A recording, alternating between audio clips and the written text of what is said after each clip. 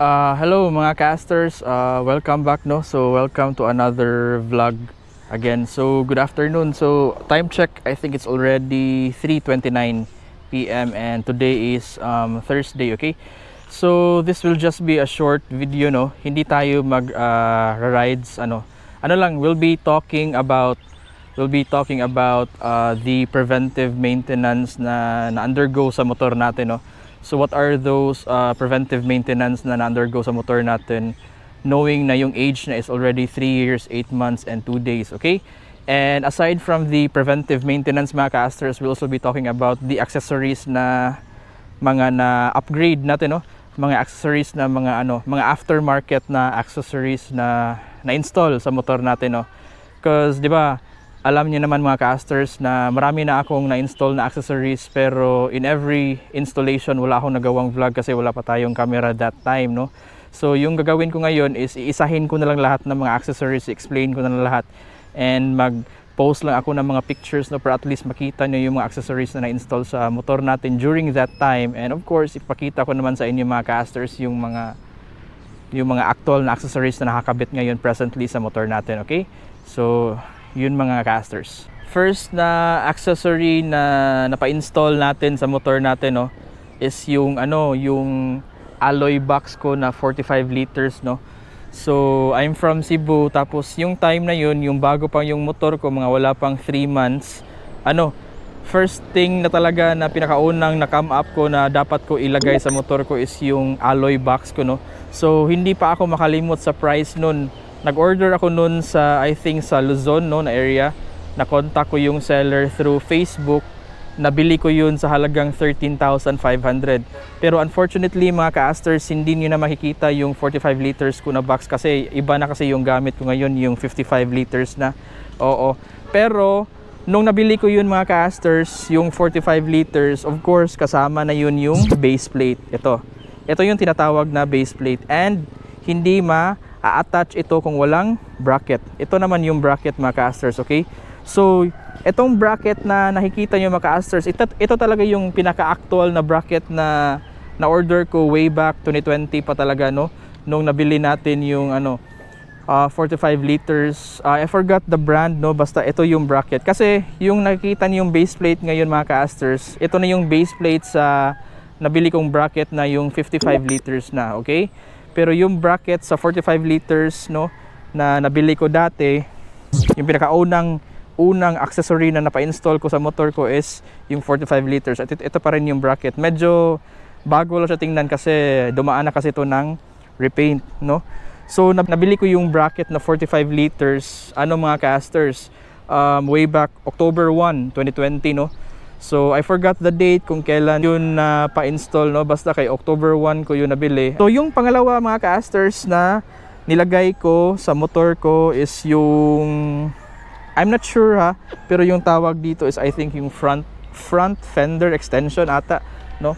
So something na parang in-install dito sa front na wheel no. So ito yun mga casters, ito. So ito yung isa sa mga accessories na nailagay ko sa motor ko. Kasi sabi nila mga casters, kung hindi mo raw lalagyan ng ganyan, so habang nagda-drive ka no, ginagamit mo yung motor, yung mga basa, yung mga putik ay aabot doon sa loob no. So yung mga putik, yung mga mud, makakause yan siya ng erosion sa mga metals nyo. That is why nilalagyan ng front fender na extension. Just correct me if I'm wrong with the term na I'm using mga casters ha. So kaya to nilalagay para ma-prevent yung pagpasok ng mga putik doon sa loob, okay? Doon sa loob. Okay, so it serves as a cover para dito lang pupunta yung mga putik no. Pero may mga putik naman na pupunta sa dito na side, aabot sa dito na side. Pero hanggang dyan na lang, hindi na siya aabot doon kasi with the help of the front fender extension, okay? Yun yung nakaka-disadvantage din sa NMAX kasi yung stock nila na cover is hanggang dito lang to dito no. Makakabili ka ng mga motor ngayon mga casters, even yung X-Max na 300, yung yung ganito niya is aabot na sa dito na side no. So you're not needing any front fender extension anymore because yung stock niya na cover yung tapaludo sa front niya na wheel is already long enough para makover yung mga putik na posibleng papasok doon sa loob. Okay? So yun yung pangalawang ano natin mga casters, pangalawang accessory, no? So that was bought October 2022, no, in the year 2020. Okay? So mga casters, na-mention ko naman sa inyo, 'di ba, kung bakit ako nagkakaroon ng sticker na YSS. Kasi dati bumili ako ng YSS na suspension, no, na shocks, no. Specifically, ano yun mga casters, G-Sport. Yun yung pinaka, no, next sa pinakamahal kasi may G series, then G-Sport, tapos may pangatlo pa yung pinakamahal. Pero yung nabili ko is yung G-Sport. So naghahalaga yun ng 15,000, no. Nabili ko yung 15,000. Pero gaya ng sinabi ko sa previous ko na vlog mga casters, kung nakapagsubaybay kayo, pangit yung experience ko sa YSS. Pero hindi ko nilahat na pangit yung YSS in general. Yung sa akin lang, yung sa base ko, based from experience, okay? Pero unfortunately mga casters, hindi ko na maipakita sa inyo yung YSS ko. Pero mag-post lang ako ng picture dyan sa video, okay? Para at least makita nyo na yun yung YSS na gamit ko, yun yung YSS na nabili ko dati, okay? So sa nakikita nyo mga casters, hindi to YSS yung nakakabit sa atin, no? Ito na yung pangatlong shocks ko, pangatlong aftermarket na shocks ko. Kasi dati, of course, nag-start tayo sa stock shocks, yung pinakamatagtag talaga, no? Base observation, no, ng marami. Tapos nag-YSS tayo, tapos nag-Chayo shocks tayo, no, na nasa halagang mga I think below 6,000 plus. Then, eto na. Okay? So, if I'm not mistaken, nabili ko yun last November 16 and same day, yun din yung day na napa-install ko yun, no? Sa Team Bruno na shop somewhere sa Talisay, Cebu. Okay? So mga casters, yung next na accessory na napa-install natin, no? Actually, matagal na din to. Actually, lahat ng mga accessories ko ay matagal na mga casters, no? Kasi as you all know, na to yung motor natin, mag 4 years na this coming August 10, 2024, right? Okay, so yung next na accessory natin mga casters, ito. Yung brake lever na yung brand is Bikers, okay? So, good thing, no, hindi pa na-erase yun, no, sa katagal, sa tagal na. So, makikita mo pa rin, Bikers, yan, Bikers. Both sa left side and at saka sa right side, okay? So, binili ko to dun sa Virama Avenue sa LLB Motors yung pangalan sa shop, no. So Cebu City pa rin na locate. And color red. Kasi dati gusto ko lahat red eh. Kung pwede lahat ng mga accessories na pwede ko ma-install red para babagay sa red. By the way mga casters, hindi to siya glossy red pagkabili ko. Kasi walang glossy red na NMAX 2020 before, even up until now wala. Lang, sa year 2020, yung mga available colors is I think yung matte gray, matte blue, matte red. Yung stock talaga na color nito mga casters sa covers, sa fairings niya is matte red. So this was matte red before, okay? So going back sa brake lever natin, no? So Bikers yung brand. So mga casters, nabili ko yan last November 24, no? And same day pa rin, November 24 pa rin, no? So yun yung date na napa-install ko to. And also, ito mga casters, I forgot the name of this one, no? Pero sabay itong naibili ko nung November 24, 2020. Itong brake lever at saka ito. Of course, both sides pa rin mga caster, no? Yan, so parang sa foot peg niya, no? Okay? So yun yung isa sa mga accessories na nabili natin at pa-install. So next na accessory mga casters na nabili ko sa nung November 29. This time November 29 tong accessory na to na nabili ko, no. November 29, 2020 is this one. Our auxiliary light, okay?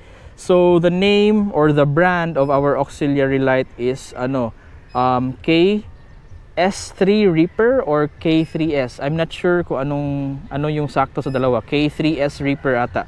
So if hindi ako nagkakamali mga casters, naghalaga to ng 5,500, no? So both na yan, no? So dalawa. So ito yung auxiliary light natin, and yung nabayaran ko is nagtotal siya ng 6,000 kasi with bracket, no? Hindi mo kasi to mai-install, mailagay mo sa motor mga ka-asters kung wala kang bracket. Pero unfortunately, hindi na to yung bracket na ginagamit nung na-install tong K3S Reaper. Kasi ito yung pinakauna na aux lights ko na ginagamit na na-install last November 29, 2020 mga ka-asters, okay? So wala pa tong TDD. So we'll go to the TDD later, okay? So dito muna, okay? So November 29, 2020, nailagay ko to, naibili niya, and with a bracket, no? So may bracket to. Unfortunately, hindi na to yung bracket na nagamit dito nung na-install tong K3S. Maganda pa rin tong K3S, no? Kahit 3 years na to, no, yung age niya, ano pa rin, malakas pa rin yung ano niyan, yung light niya, no? So dalawang color lang tong K3S Reaper mga ka-aster. Ano lang, yung yellow at saka yung white, okay? So galing tong K3S Reaper na auxiliary lights sa LEDWorks Philippines, okay? May isang building or may isang main office ng LEDWorks Philippines na located sa, I think, somewhere sa Guadalupe, Cebu City, okay? So mga ka-asters, with regards sa K3S Reaper natin, no, don't worry kasi may ipopost naman ako na picture, no, para at least makita nyo yung setup ko dati na yung K3S Reaper pa lang yung auxiliary light natin, no, at saka yung sinasabi kong bracket na intended para sa K3S Reaper na para suitable or compatible din sa NMAX natin. Kasi ganito kasi yan mga ka-asters, para sa mga taong hindi nakakaalam, no, kung plano ka maglagay ng auxiliary light sa motor mo, kailangan maganda yung auxiliary light, no. So with the right colors, no, yung hindi mga bawal na colors, at saka isa sa mga pinaka-importante mga ka-asters is yung bracket. Dapat yung bracket is compatible, na pwede talaga siya malagyan ng auxiliary light na napili mo, at the same time bracket na compatible sa motor mo, okay?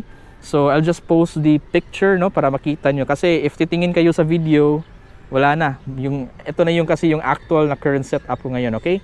So next pala mga ka-asters na accessory na nailagay natin, no, is yung dati mga ka-asters, naglagay ako dito ng accessory na tinatawag na side panel light, no, side panel light for both sides, no, right and left. So may side panel light ako dito na LED, at saka ibang ibang signal light na LED din, no. So that was I bought it sa isang sikat na shop dun sa Luzon area, no. So bale hindi sila magkasama talaga. Iba yung brand, iba yung product sa side panel light na dito banda, tapos iba din yung right na signal light na LED din, no. Hindi katulad sa current ko na light ngayon na bale isahan lang, no. So sa isang ganito, covered na yung dito na area at saka dito. Before, iba yung light ko dito, tapos iba din yung light ko dito, no. So same goes sa other side, no. So don't worry, i-post ko naman yung picture, no, para at least makita nyo na yun yung accessory dati before ko to na install, okay? So mga ka-asters, nabili ko yung left side na panel light at saka yung signal light, no, na ibang product din, kasi hindi sila magkaisa talaga, ibang product tapos ibang product, no. So nabili ko yun mga ka-asters last September 4, 2021, okay? So mga ka-asters, isa na namang accessory, no. I'm not sure if accessory ba talaga to, no. So para siyang sticker, pero medyo siya, mas makapal siya compared sa sticker, no. So sa nakikita niyo mga ka-asters, parang talaga siya, makapal siya. So I'm not sure kung anong tawag nito. So ito naman mga ka-asters, unfortunately, no, ganito kasi yan mga ka-asters. So may sticker dito, no, may sticker dito. So yung color is nababagay sa color ng motor natin, no. Yan. At saka sa dito na side mga ka-asters, sa dito na side, meron din yan sana dapat dito. Kaso natanggal, no. Pangalawang beses na yan natanggal, pero don't worry mga ka-asters, i-reinforce ko lang yan ng 3M na tape, okay? So actually yung sa dito na banda natanggal, Kaso wala pa akong 3M na tape, no? So bili muna ako ng 3M na tape para lagyan ko ng 3M tape tapos idikit ko naman yan dyan. Okay? So nabili ko yan mga casters sa Shopee, pero galing pa ata yun Indonesia, no? Oh, maganda kasi itong sticker na to mga casters. So nabili ko yan sa Shopee, galing sa Indonesia pa. So nabili ko yan, I think that was way back April 6, 2021 ata mga casters. Okay? So yan. So ang tawag pala nito mga casters is yung gas tank cover pad something. Oo. Oo, so yan. Para siyang hindi sticker kasi makapal eh. Para siyang paddings na, no. Pero 3M tape pa rin yung nagdadala para didikit siya sa fairings natin or sa cover natin, okay? So mga casters, nasabi ko kanina mga casters, 'di ba, yung pinakaunang shocks natin na na-install natin sa motor na to is yung YSS, 'di ba? Yung YSS G Sport na Red Series. So na-mention ko din mga casters na yung pinalit natin noon is yung Chayo shocks, no. Medyo cheaper lang siya, nasa mga 5,000 plus, okay? So yung Chayo na shocks, don't worry, kahit hindi niyo nakikita sa actual mga casters, i-post ko naman yung pictures nung naggamit pa ako ng Chayo na shocks, okay? So nabili ko yung Chayo na shocks last May 13, 2022 mga casters, no. So regarding sa Chayo na shocks mga casters, no, gaya ng sabi ko kanina, no, i-post ko lang yung picture para at least makita niyo yung actual na itsura ng Chayo na shocks nung na-install sa time na yun, okay? So mga casters, red pa din yung kulay nun, okay? So yun yung pangalawang shocks ko mga casters, pero hindi rin nagtagal, no. Ay, nagtagal pala, pero pinalitan ko ng ito, Pro Fender, okay? Okay, kasi yung Chayo na shocks, yung Chayo na shocks matagtag pa rin mga casters, matagtag pa rin. So mga casters, yung next natin na accessory is yung smoke lens na taillight cover sa NMAX 2020, okay? Kung nakikita niyo yung stock na taillight cover mga casters, medyo transparent lang siya. Pero sa smoke lens, ito, yung nakikita nyo ngayon mga casters, medyo darker na yung color niya, no? Para siyang nagdidim ng color black. Yung downside nito mga casters is parang nalilesen yung light sa taillight niya at saka sa mga signal lights niya, no? Kasi yung cover niya is kasi darker. So parang nagda-darken din yung light, no? So parang nalilesen yung light. Pero yung good thing or yung advantage mga casters nito is parang ang angas niyang tingnan. Okay? So yun lang, parang dagdag style lang. So mga casters, yun nga, no? So yung smoke lens na taillight cover, no? So darker yung effect niya at saka nagbibigay siya ng ng ibang style sa kung ito ay magla-light at saka yung taillight signal light both right and left, maiba yung appearance ng lighting niya dahil sa smoke lens na cover, okay? So September 26 ito nabili at saka September 26, 2022 din ito na install, okay? So mga casters, yung accessory na sabay na install sa smoke lens taillight cover ko sa NMAX is yung eyeline na light, no? So ito yung isa sa mga highlights ng NMAX 2020 na kung makikita mo na may eyeline siya, so hindi na yan yung NMAX na 2019, ito na yung NMAX na 2020. Well, for info lang, no, yung NMAX 2020, 2021, 2022 at saka yung 2023 same lang din, may mga konting pagkakaiba lang, pero itsura lahat same lang, okay? So yun nga mga casters, dati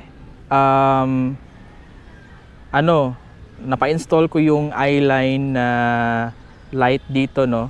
Yung nakikita nyo ngayon mga casters, iba na yan, okay?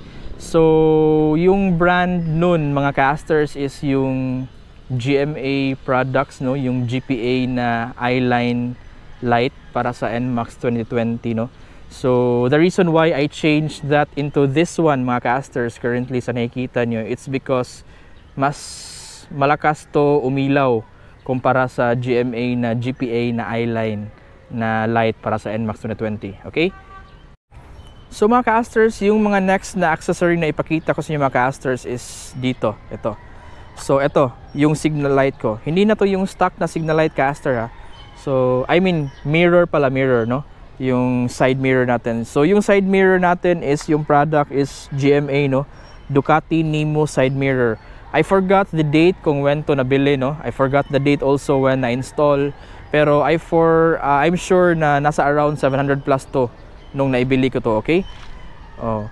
So next na accessory mga casters is yung crossbar, no. So na-order ko to sa Shopee. So useful yung crossbar if you're intending to, you know, install like mga holder para sa action camera, yung cellphone holder na pwede clamp type, no. So pwede mo ilagay dito sa crossbar. So kung napansin niyo mga casters, meron din akong Motowolf na cellphone holder, okay? Pero side mirror type siya kasi na-install siya dito sa side mirror. Meron namang clamp type, no, na i-clamp dito sa crossbar, pero ito yung napili ko kasi, okay? And ito yung switch mga casters, switch para sa auxiliary light natin, ha? Okay, switch para sa auxiliary light. Ito siya. So mga casters, talking about sa covers natin mga casters, di ba na-mention ko sa inyo, na-mention ko kanina na walang NMAX 2020 na yung color is glossy red, no? So of course, bakit hindi na to matte red? Kasi nagpa-repaint tayo last February 16, 2023, okay? So from matte red mga casters, ginawa natin, actually nagsuggest ako ng kulay na anong kulay? Yung candy red. So ngayon ito na siyang candy red. So this was repainted last February 16, 2023, no? So nag 1 year na din siya, no? 1 year plus na kasi we're already ano na ngayon April 11, okay? So 1 year plus na since na repaint natin to, okay? So wala akong much na detalye kung sino yung nag-repaint, nakalimutan ko na, pero the location sa nag-repaint nito is somewhere sa Talisay, Cebu, okay? So medyo may mga scratches na mga casters, hindi lang siguro kaya makita ng camera natin, pero may mga konting scratches na yan at mga damages din, okay? Mga minor scratches. So from matte red, naging candy red na glossy, okay? So mga casters, yung next na accessory na sasabihin ko mga casters is yung sa busina niya, no? Yung sa horn niya. Unfortunately, alam niyo naman na yung location sa mga busina natin hindi talaga makikita sa outer appearance ng motor, no? Oh, yung stock na busina nito mga casters is ito. I don't know if makita niyo ba. So ito yung stock na busina. Pero yung busina ko, ganito kasi yan mga casters. Dalawa kasi yung busina ko before. Yung first na napa-install ko na busina na horn is yung Bosch, yung color orange. I don't know if you're familiar with that, pero nailagay yan dito sa loob. Kung i-install yun siya mga casters, need pa to tanggalin yung mga cover para maipasok sa loob, no? So both right and left. So during that time, okay naman din yung Bosch up until such time na nag-change tayo, no? So nakabili ako ng isang klase sa busina from Motology Cebu sa Mandawi yung location, no? So i-post ko na lang rin yung picture nung brand na yun, no? At saka yung busina. Fortunately, ito pa rin, yun pa rin yung ginagamit ko ngayon up until now, okay? Pero medyo naapektuhan na yung lakas ng tunog ng busina kasi isa sa mga factors na nakaapekto is yung vibration, no? So during our rides, no, so may mga vibration. So parang as tumatagal na ginagamit mo yung busina, no, maapektuhan, at saka yung klase sa apekto mga casters is somehow parang humihina na ng konti yung yung lakas ng that was installed yung busina yung bagong natin, busina, okay? May 22, 2023, okay? So yun mga casters. So mga casters, malapit na tayong matapos, no? So yung next na accessory mga casters na napa-install natin, no, is yung GPA na brand, no? GPA na brand, pero this time yung Signalite na for NMAX 2020. Pwede rin siya sa 2021 na version, pwede rin sa NMAX 2022, pwede rin sa NMAX 2023. Kasi gaya ng sinabi ko mga casters, same lang yung itsura ng from 2020 to 2021, 2022 to 2023. Same lang yung itsura. Nagkaiba lang sa mga features like yung traction control, yung shocks, pero overall same lang, okay? So ito yun mga ka-asters. Ito yung GMA na GPA na signal light, no, for NMAX 2020. So as you can see mga ka-asters, kung mag-order kayo nito, so isang product pero dalawang set of lights na, okay? Unlike sa dati kong lights before na iba yung product dito, iba din yung sa dito para sa signal light, okay? So this is the GMA GPA signal light para sa NMAX.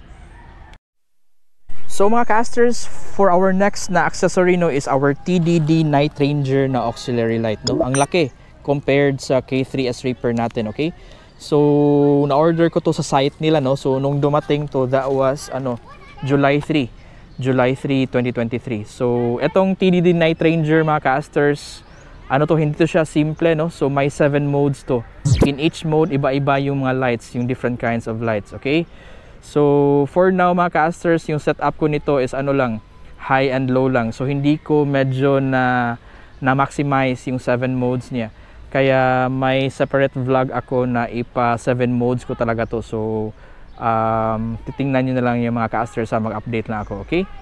Magpapaschedule pa ako sa installer, no, na ipa-reinstall ko tong TDD Night Ranger natin para ma-maximize natin talaga yung 7 modes. Kasi for now, yung setup ko is, gaya ng sinabi ko kanina, is dalawang lang, yung high beam, low beam lang, no. So sayang naman if hindi natin to ma-maximize yung potential ng TDD Night Ranger. So before, naghalaga to ng I think mga 6,500 ata yung TDD Night Ranger, okay? So for our last na accessory mga casters is yung Pro Fender shocks natin. Ito yung pinaka-last na accessory na napa-install natin sa motor natin, okay? Mga casters, yung last na accessory natin is yung Pro Fender na shocks, okay? So better check the Facebook page of the Pro Fender motorcycle suspension, no, para may mga idea kayo kung ano yung mga different kinds of shocks nila. So may 3 uri kasi yung Pro Fender mga casters, no? If na-check na yung vlog ko during sa installation, so malalaman niyo yung mga detalye, okay? So check niyo na lang para malaman niyo yung mga detalye with regards sa Pro Fender na extension, okay? So this is my last na accessory na napa-install ko last August 1, 2023 mga casters. Maganda to mga casters. Maganda to yung performance ng shocks na to, okay? Mga casters, we've covered pretty much, no, with regard sa mga accessories na na-install natin sa motor natin na nag-age ng 3 years, 8 months, and 2 days, okay? So our next topic is yung mga preventive maintenance. Actually, 3 lang yung preventive maintenance na na-undergo natin sa motor natin, okay? So yung first na preventive maintenance mga casters is yung gaya ng sinabi ko sa previous ko na vlog, no, yung lagutok na issue sa NMAX, Aerox, and Sniper, okay? So magpo-post na lang ako ng mga picture mga casters during sa nagpa-preventive maintenance ako sa front shocks na repack, no. So nilagyan ng oil, nilinisan yung mga springs, no, and all the internal parts na part yan sa sa shocks natin, okay? So that was it. After nun, wala nang lagutok na issue, okay? So yun yung first na preventive maintenance natin mga casters. So mga casters, yung second natin na preventive maintenance na gawa natin mga casters, no, was I don't know if you've heard the magneto cleaning, no. So we've done the magneto cleaning last January 29 year 2021, no. So yung nagtrabaho sa preventive maintenance natin para sa lagutok na issue sa shocks natin, no, sa front is si Sir Blendel Sanico, no. Same person pa rin, siya rin yung nagtrabaho sa magneto cleaning natin, okay? So hindi ko na maipakita sa inyo mga casters yung magneto cleaning kasi tapos na nga, nangyari na. Pero I'll be posting a picture, no, 2 picture ata yun or 1 picture para at least makita niyo yung pagka-work, yung pagkatrabaho ng magneto cleaning natin dati, okay? So again, that was January 29 year 2021, okay? So you can search mga casters sa YouTube what's the importance of magneto cleaning, bakit ba need i-repaint yung magneto cleaning. Pero of course may mga criticisms din, no, na necessary ba talaga na magpa-magneto cleaning, no? Magpa-repaint na magneto cleaning. Okay? So that was our second preventive maintenance, mga casters. Casters, for our last na i-share ko, mga casters, is yung pangatlong preventive maintenance na we've done before, no? So ito yung error 12. Sabi nila, mga casters, yung error 12 daw ay isa siyang error, no, na yun, error 12 talaga yung makikita mo sa dashboard, sa panel, na mostly nakikita sa mga Aerox, no. So yun, sabi nga nila na yung chassis, yung built sa Aerox is parang sa built din sa NMAX, no. So kung ano yung error sa Aerox, pwedeng magkaroon din yun sa NMAX, kasi same din yung ano yung sabi nila, yung built, yung chassis, something like that. So since same, so posible na magkaroon yung NMAX 2020 natin ng error 12. So isa sa mga preventive maintenance, si Sir Blendel Sanico pa rin yung nag-work sa time na yun, is ipakita ko na lang yung picture, no, during the time na nagtrabaho si Sir Blendel para ma-fix yung, or para ma-prevent pala yung error 12 natin, no.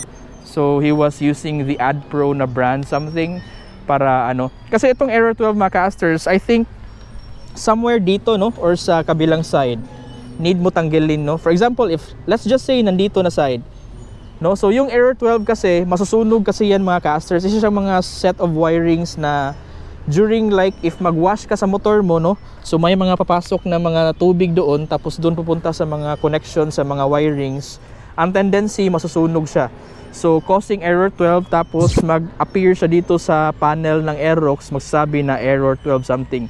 So kaya pina-fix natin as preventive maintenance para kahit basa siya ng ulan or kung mag-washing tayo sa motor, hindi na magkakaroon ng error 12, okay? So that's it, mga casters, no. So thank you for watching, and for today's vlog, again, just a short recap, mga casters, no. We're just discussing ano yung mga accessories na na-install ko, no, from the day na naibili natin yung motor, at saka yung tatlong preventive maintenance, okay? So again, stay tuned, and I hope, mga casters, na you'll subscribe and click the notification bell para at least ma-aware kayo sa mga bagong mga uploaded na mga videos natin. Again, thank you, God bless, and stay safe. Bye.